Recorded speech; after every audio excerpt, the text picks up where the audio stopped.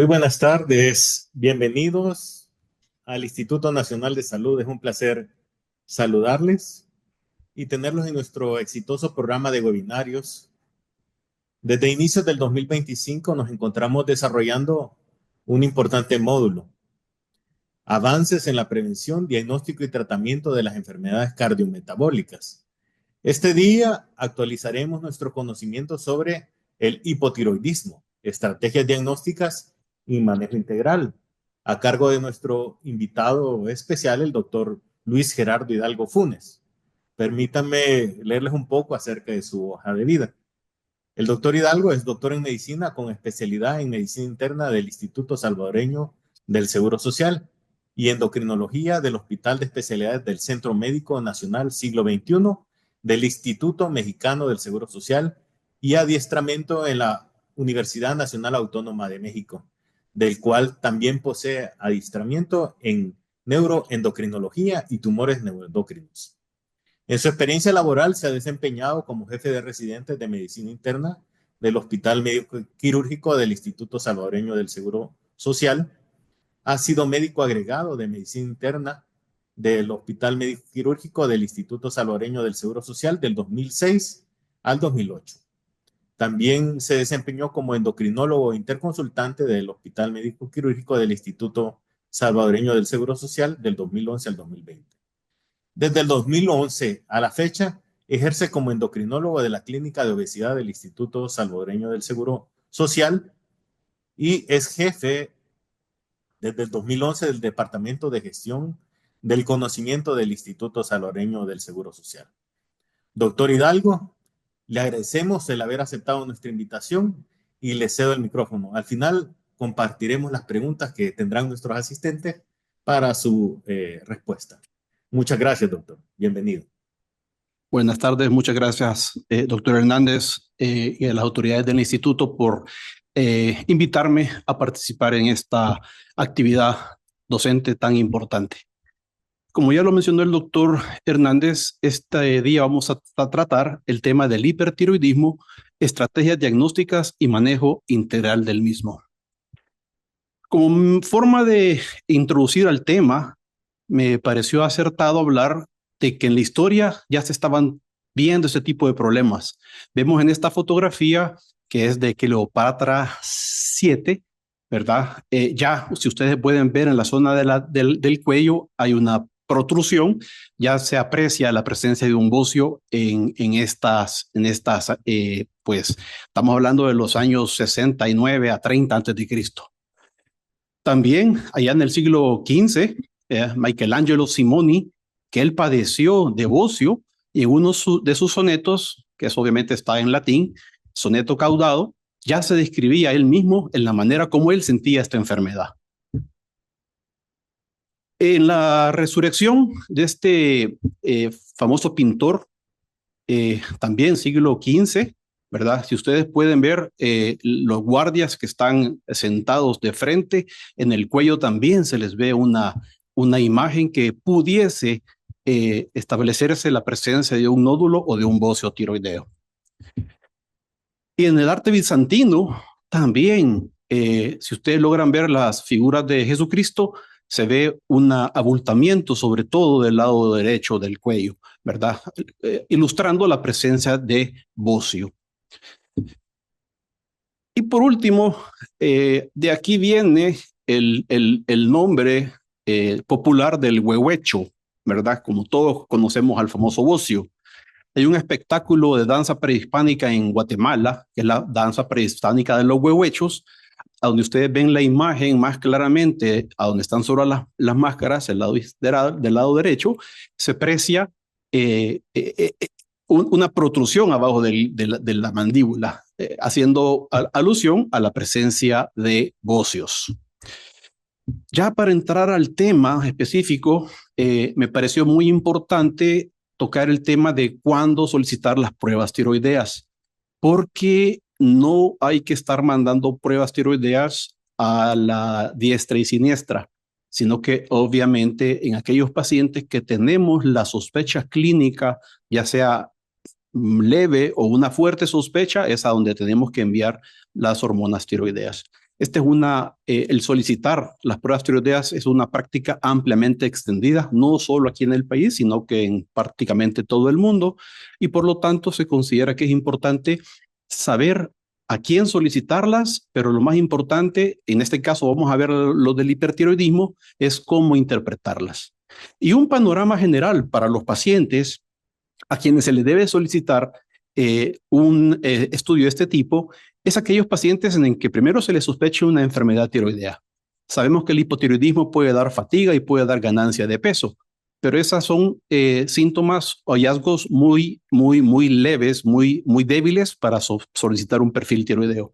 Pero si esta fatiga, este cansancio, esta somnolencia, esta ligera ganancia de peso se acompaña de bocio, familiares de primer grado con enfermedad tiroidea, que el paciente esté con bradicardia, bradipsiquia, obviamente está generando más fuerza para decir, este paciente puede tener una enfermedad tiroidea, mandemos examen.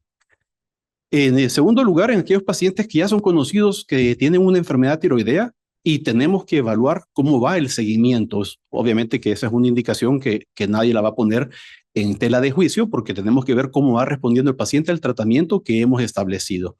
Y en la tercera condición es cuando el tamizaje neonatal ha salido positivo y tenemos que buscar el hipotiroidismo congénito. Rápidamente, la fisiología, la anatomía de la glándula, ustedes pueden ver del lado izquierdo de la pantalla, la glándula que está abajo de la laringe es una glándula que tiene forma de mariposa o de escudo, tiene dos lóbulos unidos por un istmo y un 20% de la población va a tener esa variante anatómica que está representada ahí con el lóbulo piramidal. Y la tiroides está compuesta con la parte de abajo de múltiples folículos, que es obviamente a donde se va a producir la formación y el almacenamiento y posterior liberación de la hormona tiroidea. Rápidamente, la figura del lado derecho de la pantalla, vemos en la región basal, que es el lado izquierdo de la imagen, el NIS, que es el cis transportador sodio-yodo. Este transportador es el encargado de introducir de la sangre hacia la célula al yodo. Y a través de la pendrina se produce el transporte para ingresarlo al coloide. A través de las peroxidasas, que su función es producir peróxido de hidrógeno, oxidar el yodo para que pueda ser nuevamente yodado, acoplado y formándose las hormonas tiroideas unidas a la tiroglobulina. Y por pinocitosis se atrapan gotitas de coloide que contienen obviamente todas las hormonas tiroideas en sus diferentes formas que ustedes pueden ver a la parte donde dice pinocitosis. Por diferentes proteasas se excinden la tiroglobulina y son liberadas hasta el torrente sanguíneo las hormonas tiroideas junto con una porción importante de tiroglobulina. Bien, el término que vamos a emplear para esta charla es tirotoxicosis. Es importante, en primer lugar, definir o aclarar los conceptos. Cuando hablamos de hipertiroidismo, no es más que la sostenida e incrementada producción de hormonas tiroideas y secretadas por la glándula tiroides con un metabolismo incrementado. Y la tirotoxicosis es el resultado clínico de la concentración elevada de hormonas tiroideas, ya sea T4 o T3. Entonces, para que quede claro, la tirotoxicosis es el síntoma, el síndrome clínico que resulta de las concentraciones elevadas. El hipertiroidismo es la condición en la cual la glándula produce exceso de hormona tiroidea. Entonces, ¿vamos a tener tirotoxicosis sin hipertiroidismo? Sí, pero no vamos a tener hipertiroidismo sin tirotoxicosis. Para fines prácticos, más adelante lo veremos, la literatura lo clasifica en tirotoxicosis con aumento del metabolismo, entre comillas, hipertiroidismo, o tirotoxicosis sin aumento del metabolismo o sin hipertiroidismo. Y este es el espectro de la severidad de la tirotoxicosis, que puede ir desde un estado totalmente normal a un hipertiroidismo subclínico, a una tirotoxicosis manifiesta y lo más grave, potencialmente mortal, la tormenta tiroidea. Como datos epidemiológicos, Solo vamos a ver dos cosas de esta diapositiva. En el estudio de Wickham, en la encuesta de Wickham que se hizo tanto en área rural y urbana en el noreste de Inglaterra, en mayores de 18 años, se encontró que la prevalencia de la tirotoxicosis en la mujer era del 1.9 al 2.7% y en el hombre de 0.16 a 0.23%. Esto viene a reforzar que la patología tiroidea es mucho más frecuente en la mujer. Con relación a las causas de la tirotoxicosis, vamos a tratar de la tirotoxicosis con hipertiroidismo de origen tiroideo, las primeras tres que son las más frecuentes: enfermedad de Graves, el bocio multinodular tóxico y el adenoma tóxico. Pero también hay unas condiciones como el tirotropinoma o el adenoma hipoficiario secretor de TSH, la hiperemesis gravídica y el coriocarcinoma, la mola hidatidiforme, que es todo el mecanismo por el cual producen el hipertiroidismo, la tirotoxicosis, es que los niveles elevados de gonadotropina coriónica humana que se ven en estas condiciones, por similitud en la estructura hormonal, estimulan el receptor de TSH y esto provoca toda la cascada que les acabo de mencionar hace un momento. Por lo tanto, la TSH se suprime y la T3 y la T4 se elevan. Causas extratiroideas también bastante raras: estruma ovari y el cáncer tiroideo folicular metastásico. Y las tirotoxicosis sin hipertiroidismo, las de origen tiroideo, tenemos las diferentes tiroiditis y extratiroidea, la ingesta subrepticia de hormona tiroidea o la tiroiditis facticia. Como les decía, estas son las tres causas más importantes de tirotoxicosis: enfermedad de Graves. Si ven la prevalencia, 2% en mujeres, 0.5% en hombres a nivel mundial. El bocio multinodular tóxico, una incidencia de 1.5 por 18 casos por 100,000 personas por año. El adenoma tóxico solitario, 1.6 a 3.6 casos por 100,000 personas por año. Son entidades un poco más raras o menos frecuentes. ¿Cuáles son los signos y los síntomas de prácticamente aquellas personas que van a sufrir tirotoxicosis? A la cabeza puede haber nerviosismo, insomnio, fatiga. El paciente es diaforético, una piel caliente, húmeda, hay un cabello ralo. Puede haber, obviamente, si estamos ante la presencia de una enfermedad de Graves, puede haber, obviamente, un bocio. El paciente puede expresar palpitaciones o encontrarse taquicardia, dolor torácico. Puede haber hiperdefecación, aunque no se excluye la presencia de diarrea, aunque es menos infrecuente. Puede haber pérdida de peso, intolerancia al calor, debilidad muscular, temblor. Puede haber problemas de reproducción o sexuales como óligo o amenorrea completa. Puede disminuirse la fertilidad en la mujer y disminuir la libido en el hombre. Y obviamente a nivel psiquiátrico pueden haber labilidades emocionales, pobre concentración, el paciente está irritable. Y podemos encontrar, como les decía, una piel caliente, húmeda, onicolisis, alopecia, acropaquia, que lo vamos a ver más adelante, vitiligo como asociación de enfermedades autoinmunes. Si estamos ante la presencia de una enfermedad de Graves, que el paciente tenga orbitopatía, pues va a tener proptosis, inyección conjuntival, quemosis, disminución de la agudeza visual y retracción palpebral. Obviamente la presencia de bocio, taquicardia, arritmias cardíacas, falla cardíaca, alteración de las pruebas de función función hepática, caquexia, fiebre, hiperreflexia. En una densitometría por aumento de la resorción ósea puede haber desarrollo de osteoporosis, fracturas asociadas a esto, hipercalcemia por la misma situación. El paciente puede llegar en un estado neurológico que va desde estupor, coma, coreatetosis, ginecomastia, psicosis. Hace muchísimos años, cuando no habían pruebas tiroideas con ultrasensibles que logran detectar niveles sumamente bajos de TSH, muchos de estos pacientes eran ingresados en los psiquiátricos, en los hospitales psiquiátricos con diagnósticos de psicosis. Y era tan fácil como tratarles el hipertiroidismo y solventarles el problema psiquiátrico. Y esta únicamente la traigo porque si es cierto que hay pérdida de peso, como es la más común que aparece en esta tabla, también puede haber ganancia de peso.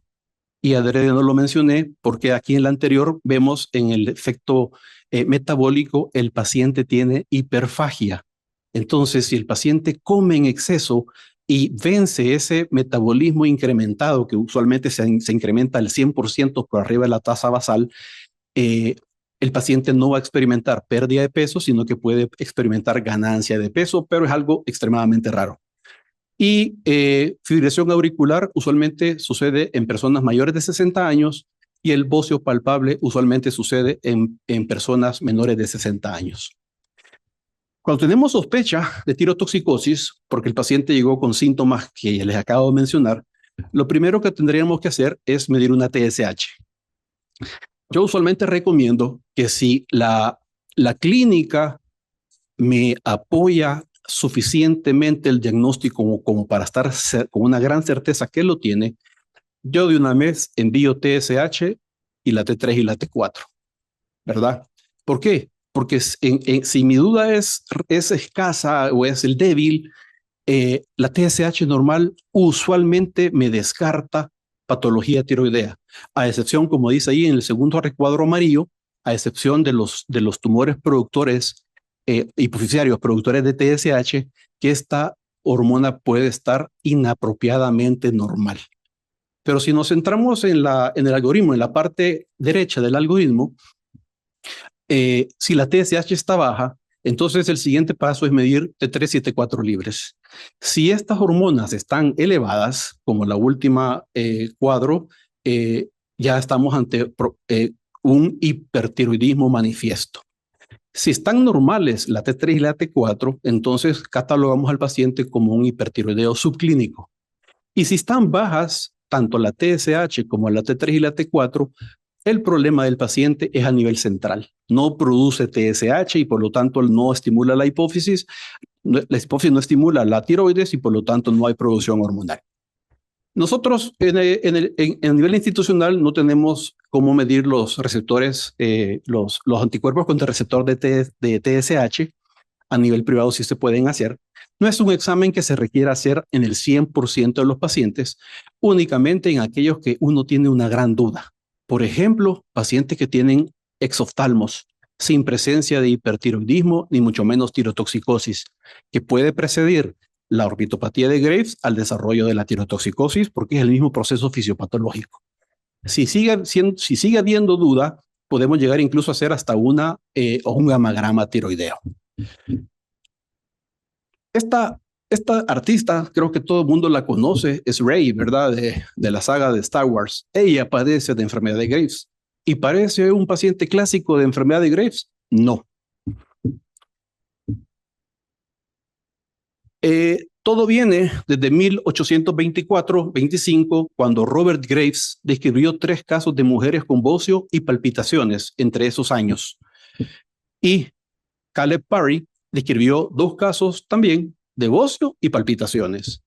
Y no fue hasta 1835 que William Stokes hizo una serie que incluyó un caso de su conocimiento, pero esta persona ya tenía exoftalmos y la agregó a la serie que reportó Graves allá por 1824-1825.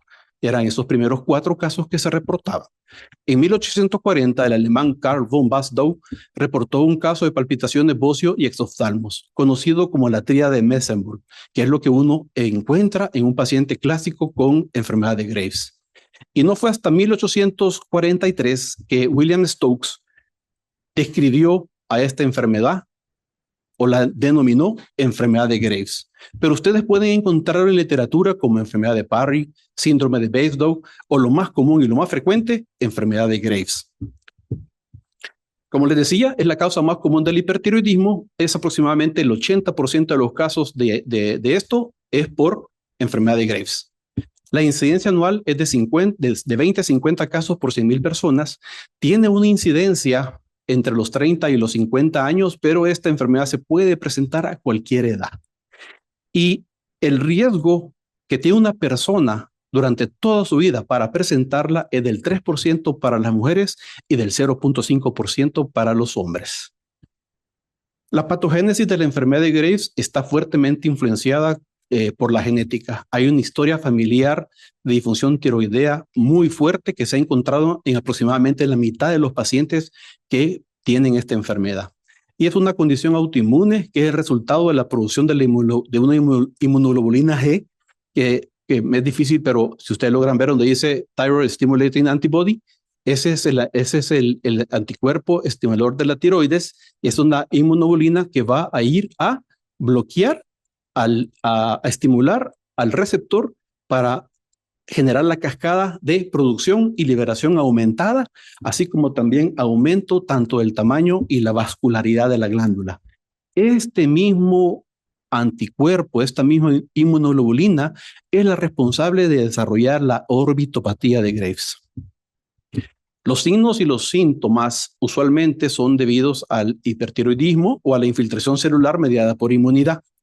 Pero las manifestaciones más comunes pueden ser pérdida de peso, fatiga, palpitaciones, temblor y bocio. Eso es básicamente lo que un paciente va a llegar externando a una consulta, a una emergencia. El 10% de las personas mayores de 60 años van a tener fibrilación auricular y el bocio, como les mencionaba, es mucho más común en personas menores de 60 años. La orbitopatía de Graves clínicamente significativa solo ocurre en un 25% de los pacientes con esta enfermedad. Por lo tanto, el 75% no la van a tener. Incluso puede haber un involucramiento subclínico del ojo con crecimiento de la musculatura extraocular que puede ser encontrada radiográficamente, y esto a través de una tomografía, hasta un 70% de los pacientes. Este es un caso de una orbitopatía de Graves sumamente avanzada, activa, y obviamente aquí podemos ver en el recuadro tanto superior izquierdo como inferior derecho esa musculatura engrosada, ¿verdad? Otros hallazgos más raros y que son manifestaciones tardías de una enfermedad de Graves es la dermopatía tiroidea. Esta es muy infrecuente, solo ocurre entre el 1 al 4% de los individuos que tienen esta enfermedad y se produce por una causa desconocida a un acúmulo de determinados hidratos de carbono en la piel.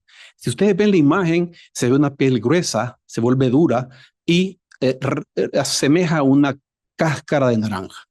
Y puede ser una piel de coloración eritematosa, como en la fotografía que ustedes logran ver ahí, erimatosa violácea, o incluso puede ser del mismo tono del color de la piel del paciente. Y la acropaquia tiroidea es todavía mucho más rara, solo ocurre en el 20% del 4% de pacientes que presentan la dermopatía tiroidea.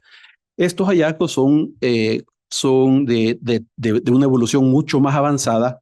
Es mucho más raro encontrar este tipo de condiciones debido a que las enfermedades se diagnostican más tempranamente por el uso, el gran uso de las hormonas tiroideas, pero esto no tiene relación costo-efectividad o beneficio mandarle hormonas tiroideas a todo el mundo para encontrar enfermedades y tratarlas. Cuando hablamos del diagnóstico de la enfermedad de Graves, esta debe ser sospechada en presencia de los hallazgos clínicos de tirotoxicosis, que ya los mencionábamos, combinadas con las alteraciones bioquímicas sugestivas de hipertiroidismo. Esto es TSH suprimida por debajo del límite inferior normal, que en la mayoría de los laboratorios es de 0.27, y niveles elevados tanto de T4 y o T3, porque puede estar solamente una de las dos elevadas. Si las dos están normales, estamos hablando de un hipertiroidismo subclínico. Y obviamente se vuelve más fácil el diagnóstico cuando el paciente tiene un bocio difuso evidente, tiene orbitopatía y ya no se diga que tenga la dermopatía y la acropaquia.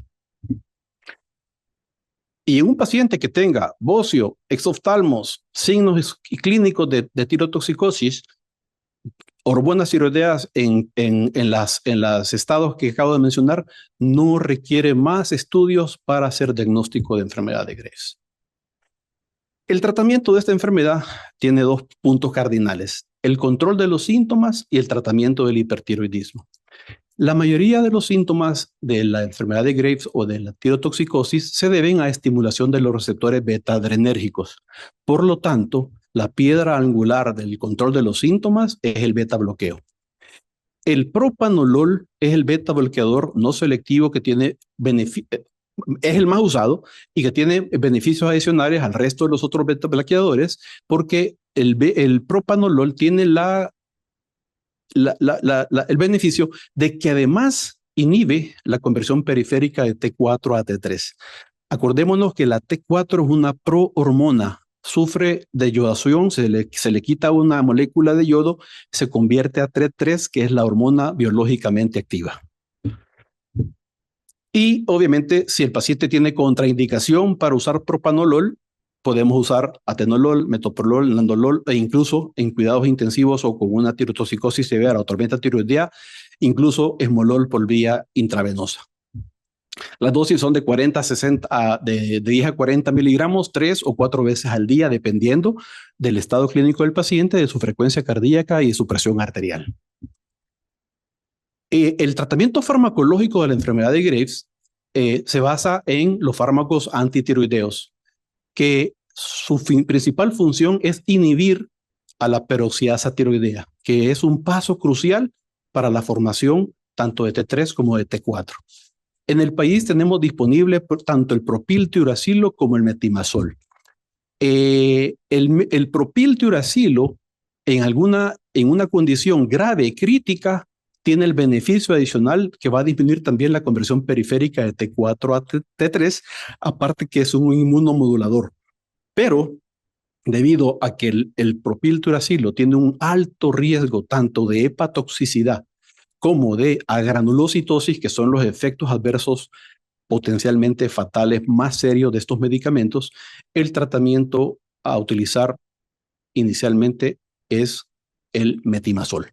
Porque este medicamento, la posibilidad de desarrollar estas complicaciones o efectos adversos es dosis dependiente.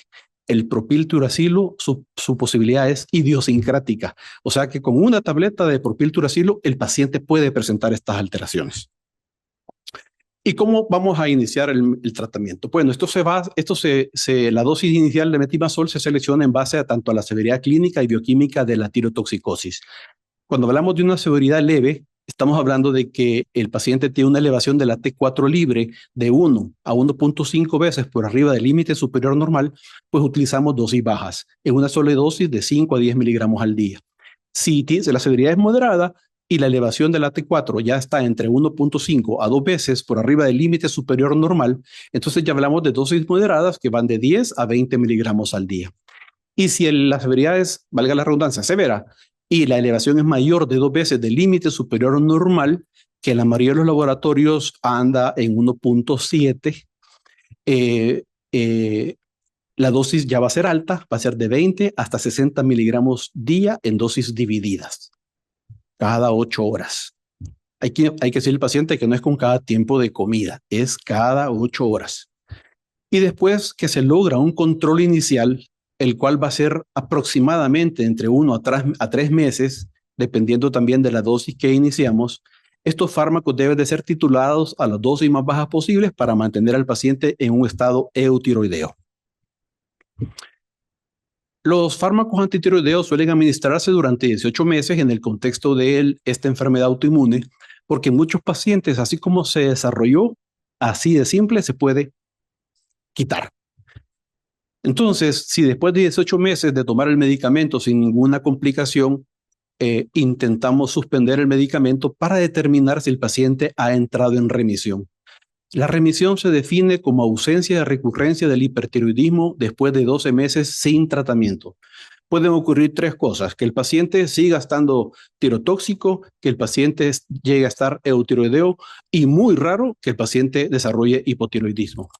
La tasa de remisión con los fármacos antitiroideos va de entre el 30 al 50% en Estados Unidos y entre el 50 y el 60% de los pacientes en Europa. Otros tratamientos que podemos utilizar es la cirugía. La tiroidectomía puede considerarse como tratamiento de primera línea en el bocio multinodular tóxico y como un tratamiento definitivo para la enfermedad de Graves. Ese que no se logró remitir la enfermedad pudiese optar a una cirugía para buscar un tratamiento definitivo. Pero están indicados particularmente cuando sean inefectivos los tratamientos, no los toleren, desarrollen efectos adversos o estén contraindicados. En pacientes que tienen nódulos sospechosos de malignidad o bocios de gran tamaño que estén dando síntomas de compresión, que el paciente tenga la mala suerte de además tener un hiperparatiroidismo primario concurrente, pues hay que someterlo a cirugía, y que el paciente prefiera la cirugía como tratamiento. Pero antes de realizar tiroidectomía, el paciente debe estar bien preparado. Quiere decir que hay que pretratarlo con fármacos antitiroideos y beta bloqueadores para que esté lo más normal posible antes de una cirugía, porque es causa de desarrollar tormenta tiroidea. Y el otro tratamiento es el tratamiento con yodo radioactivo. Este es un tratamiento de primera línea en muchos casos de los adenomas tóxicos o del bocio multinodular tóxico, especialmente en aquellas personas adultas mayores que tienen comorbilidades que vuelven a la cirugía de alto riesgo. Se puede desarrollar hipotiroidismo entre el 50 al 85% de los pacientes con enfermedad de Graves tratados con yodo, y este tratamiento está contraindicado en pacientes que tengan enfermedad de Graves y orbitopatía severa, a menos que se traten antes. Segundo apartado o entidad clínica, el bocio multinodular y el adenoma tóxico lo engloba en la misma condición porque prácticamente tienen las mismas características. Tanto el adenoma como el bocio multinodular tóxico, en ellos se observa hiperplasia ya sea focal o multifocal de las células foliculares tiroideas que tienen una producción descontrolada de las hormonas tiroideas debido a que estos nódulos tienen autonomía. O sea, no requieren estímulo de la TSH para producir ni liberar hormonas, sino que lo hacen autónomamente a través de mutaciones. El bocio multinodular tóxico es más frecuente en ancianos y hay que tener mucho cuidado porque hay un apartado que se le denomina tirotoxicosis o hipertiroidismo apático, en el cual el paciente adulto mayor tiene ausencia de síntomas típicos de tirotoxicosis, que es lo que hemos estado hablando, pero tienen síntomas cardíacos de reciente aparición, como es insuficiencia cardíaca, arritmias, alteraciones cognitivas. El paciente está indiferente al medio, o incluso puede estar letárgico, debilidad y presencia de hipercalcemia. Ambas entidades se pueden tratar ya sea con radioyodo o con cirugía. Los fármacos antitiroideos se pueden utilizar media vez para lograr un control y media vez se busca la alternativa del tratamiento permanente. En el caso de los adenomas tóxicos, el riesgo de que el hipertiroidismo persista es del 6 al 18% en aquellos pacientes que se tratan con yodo e inferior al 1% en aquellos que se les realiza una hemitiroidectomía. Y el riesgo de hipotiroidismo del 20 al 50% con hemitiroidectomía, porque puede ser que el otro nódulo no esté funcionando en forma adecuada. El riesgo con el yodo obviamente se va haciendo progresivo para el desarrollo de hipotiroidismo, y hasta 60% de los pacientes que se les da yodo por esta condición pudiesen hacer hipotiroidismo hasta 20 años después de recibirlo. En el caso del bocio multinodular tóxico, el riesgo de hipertiroidismo persistente va del 11 al 20% en aquellos que se les trata con yodo radioactivo y menos del 1% en aquellos en los que se les realiza ya sea una tiroidectomía casi total o total. Y el riesgo de hipotiroidismo es del 16% a los 5 años después de recibir dosis de yodo radioactivo, en comparación al 100% de los pacientes que van a hacer hipotiroidismo cuando se les hace una tiroidectomía total o casi total. Ahora, tirotoxicosis sin hipertiroidismo. A la cabeza las tiroiditis. Las tiroiditis se definen como un conjunto de enfermedades de la glándula tiroides de etiología y de presentación clínica muy diversa. Características comunes es la inflamación y la destrucción de las células foliculares.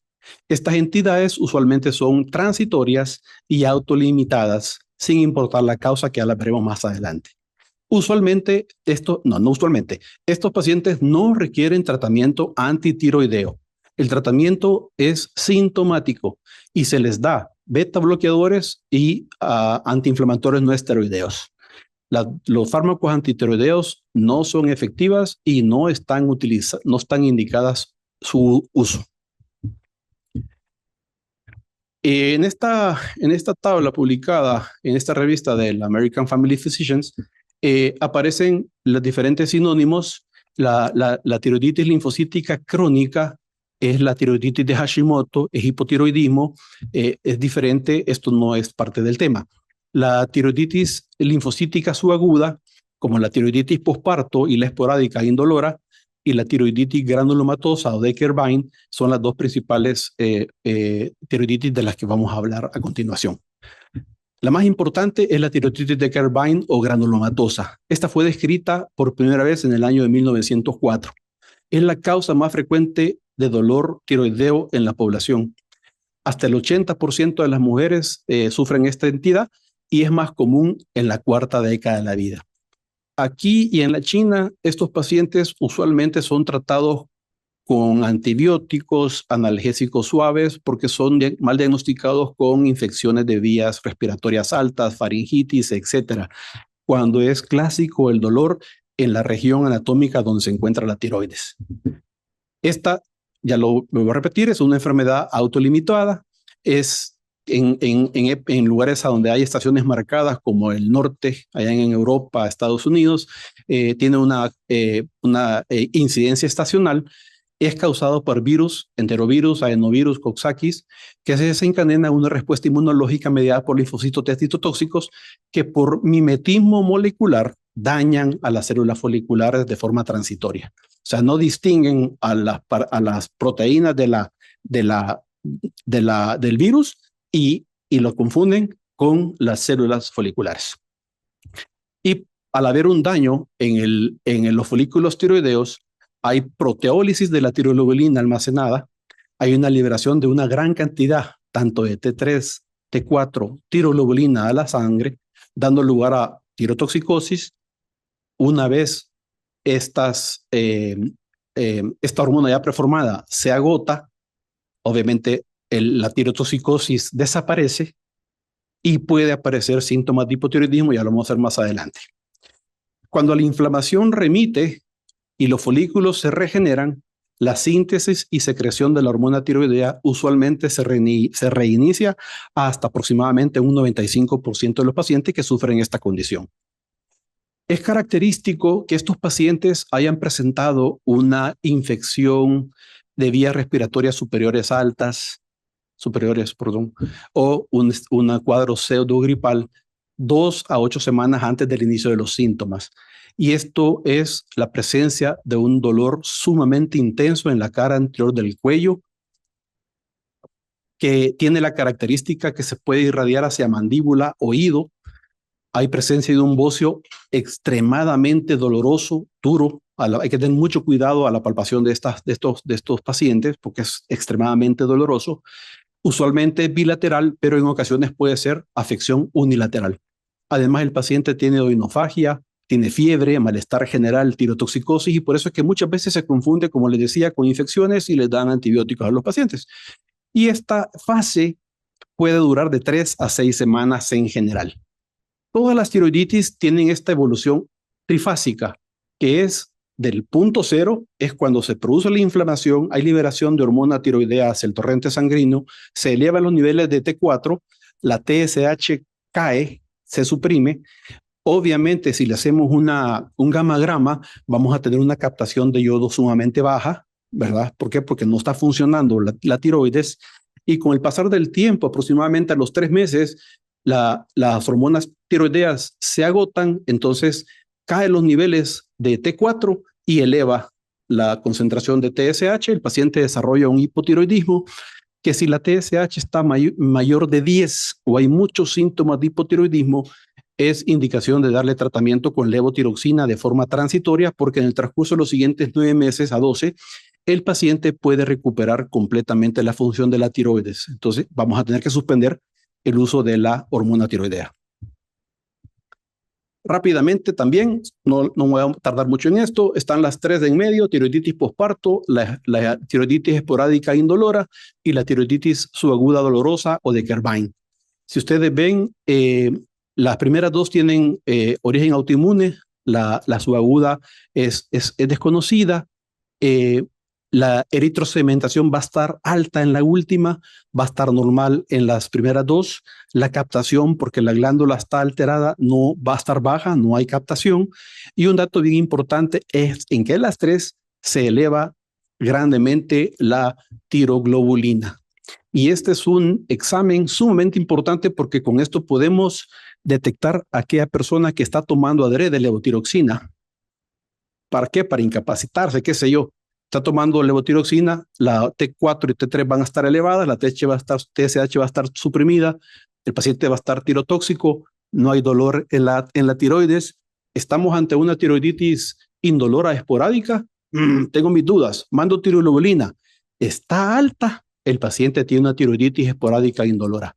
¿Está suprimida? Este paciente probablemente está tomando levotiroxina. Sin indicación. La presentación de la tiroiditis de Kerbein subaguda o granulomatosa, la característica es el dolor tiroideo.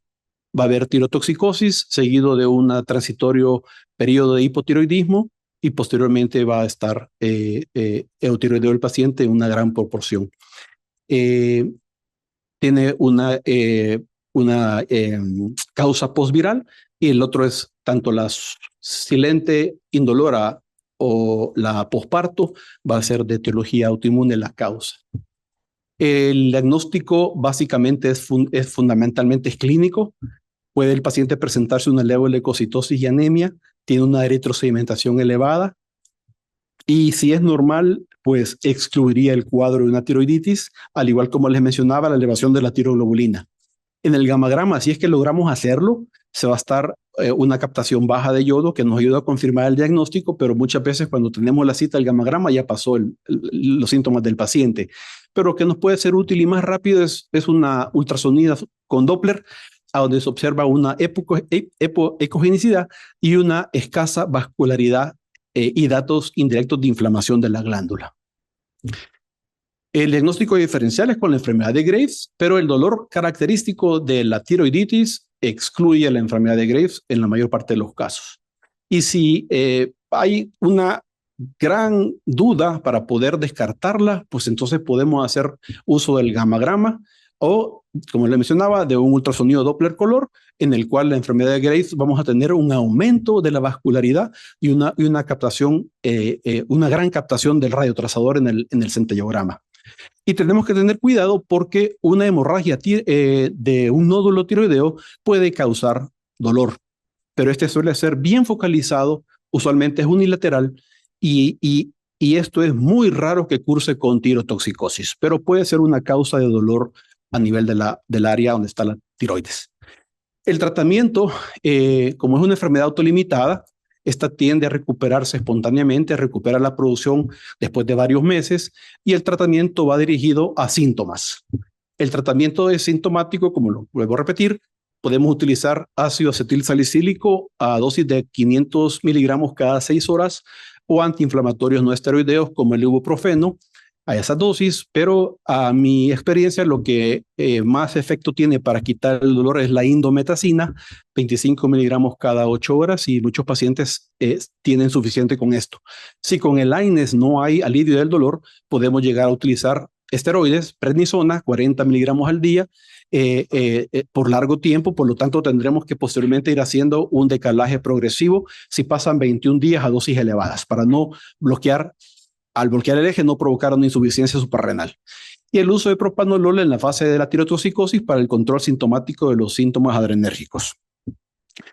Las tionamidas, el metimazol y el propiltiuracilo no son útiles, no están indicadas porque esta entidad no se acompaña de un aumento en la síntesis de las hormonas tiroideas.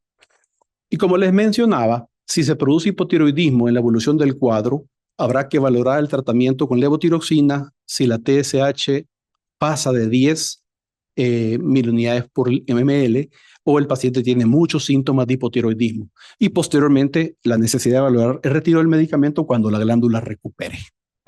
Y ya para finalizar, brevemente la condición clínica que se denomina hipertiroidismo subclínico. La definición del hipertiroidismo subclínico es bioquímico. Es a través de un perfil tiroideo que se reporta una TSH baja o indetectable con niveles séricos tanto de T3 y T4 libres normales. Subclínico porque en teoría no tiene síntomas, cosa que no es cierta del todo. En concentraciones de TSH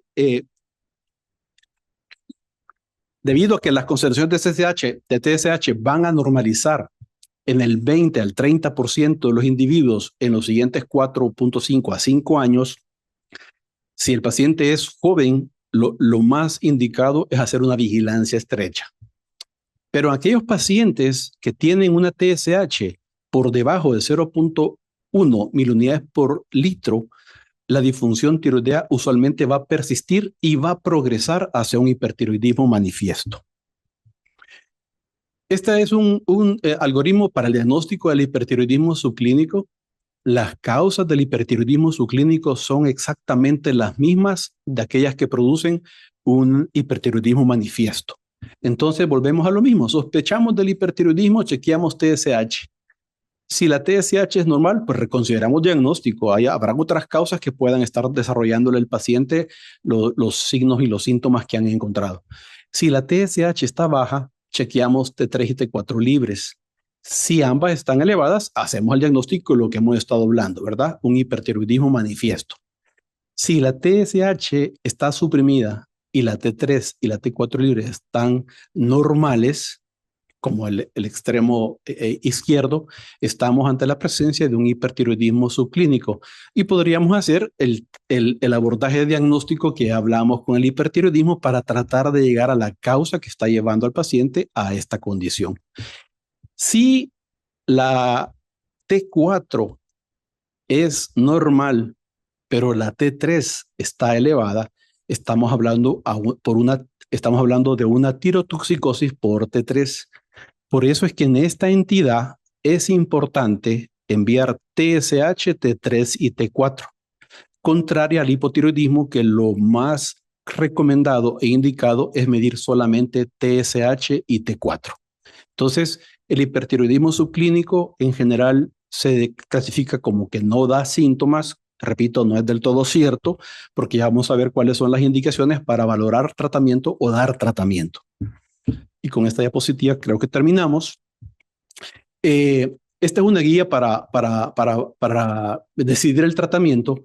Y si vemos, si es una persona que es mayor de 65 años y tiene un hipertiroidismo subclínico cuya TSH está sumamente baja, menor a 0.1 milunidades por litro, hay indicación de darle tratamiento para normalizar esta TSH.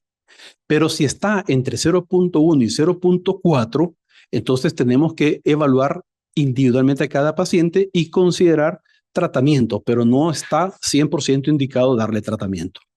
Si es una persona que tiene menos de 65 años y está asintomático, si la TSH está sumamente baja, hay que considerar tratamiento. Y si está entre 0.1 y 0.4, observación. Si el paciente tiene menos de 65 años y tiene una TSH por debajo de 0.01 y tiene enfermedad cardíaca, síntomas de tirotoxicosis, osteoporosis, o es una mujer en etapa posmenopáusica que no está recibiendo terapia de reemplazo hormonal o terapia antirresortiva, hay que darle tratamiento para normalizar esa TSH. Y la dosis va a depender, son dosis muy pequeñas y hay que ir haciendo ajustes muy pequeñitos para lograr llegar a una TSH normal. Y si en estas mismas condiciones, con presencia de comorbilidades, la TSH está entre 0.1 y 0.4 mil unidades por litro, habrá que hacer siempre una evaluación individual de cada caso y considerar tratarse. Muchas gracias por su atención. Quedo abierto a cualquier comentario o pregunta. Muchas gracias. Muchas gracias, doctor Hidalgo, por este recorrido sobre la función tiroidea y esta enfermedad. Tenemos algunas preguntas acá que queremos saber su opinión. Tenemos la primera, dice, un tumor tiroideo de 8 por 6 por 6 centímetros que crece por dentro, no es palpable y se desplaza hacia el mediastino. ¿Cuál sería el tratamiento médico o quirúrgico? La edad de la paciente es 87 años. A la cabeza, mandarla con el endocrinólogo para hacerle un CAF. Esa paciente probablemente el tamaño, ya de por sí el tamaño ya indica hacer una citología por aspiración con hoja fina para descartar malignidad. Y como hay compresión y es tan grande, probablemente toque cirugía. Bien, muchas gracias. Tenemos aquí otra opinión y pregunta. Excelente conferencia, muy completa. ¿Puede explicarnos la relación entre hipotiroidismo y falla cardíaca? Aunque el tema es hipertiroidismo, piden hipotiroidismo y falla cardíaca. Sí, lo que pasa es que obviamente al haber falta de hormona tiroidea, el efecto cronotrópico e inotrópico se ve afectado. Hay una disminución en la filtración glomerular, hay retención de líquidos y obviamente eso pues, va a predisponer al desarrollo de falla cardíaca. Se ven en pacientes obviamente muy comprometidos de su función tiroidea, no en esas etapas leves o iniciales de la enfermedad. Muchas gracias, doctor. Recordándonos, preguntan aquí, ¿cuál es el efecto secundario del yodo radioactivo? Bueno, el primero, provocar hipotiroidismo. Si yo le doy yodo a un paciente que tiene un bocio multinodular tóxico, puedo desarrollarlo en hipotiroidismo, que para mí es mejor, porque es más fácil tratar el hipotiroidismo que el hipertiroidismo, en todo sentido. El medicamento es mucho más barato, hay menor necesidad de controles al año, el medicamento solo se toma una vez en ayuno en el día y se acabó. Entonces, para mí es más fácil el hipotiroidismo que el hipertiroidismo en el tratamiento, tanto para el paciente como para el médico. Muy bien. El segundo obviamente, puede generar una tiroiditis por radiación, ¿verdad? Si yo le estoy dando yodo a una persona que tiene un bocio tóxico difuso controlado, ese efecto de la radiación va a hacer que se inflame, se destruya y libere y provoque un cuadro clínico muy parecido a la tiroiditis previamente que he descrito en el penúltimo parte de la charla. Y la otra situación que no se ve en dosis como las que utilizamos en estas enfermedades, que son dosis pequeñas de yodo, sino cuando son cáncer de tiroides, que son dosis de 80, 100, 150, 200 milicuris, a donde principalmente se van a ver afectadas las glándulas parótidas. Se dañan, el paciente queda con boca seca, es una situación que yo creo que ha de ser triste estar con la boca seca todo el día, que es un efecto que se ve muy infrecuentemente, pero sí se puede dar. Por eso es la indicación que se le da al paciente que lleve chicles o limones a la dosis del yodo para que esté ya sea comiendo chicles, chupando limón, para que las glándulas salivales estén liberando el yodo y no dañe la glándula. Esas son principalmente los efectos adversos más importantes. Gracias, doctor. Respecto al dolor tiroideo, ¿qué características tiene y cuál es la duración de este? Lo que pasa es que el dolor tiroideo es un dolor agudo, fuerte intensidad, ¿verdad?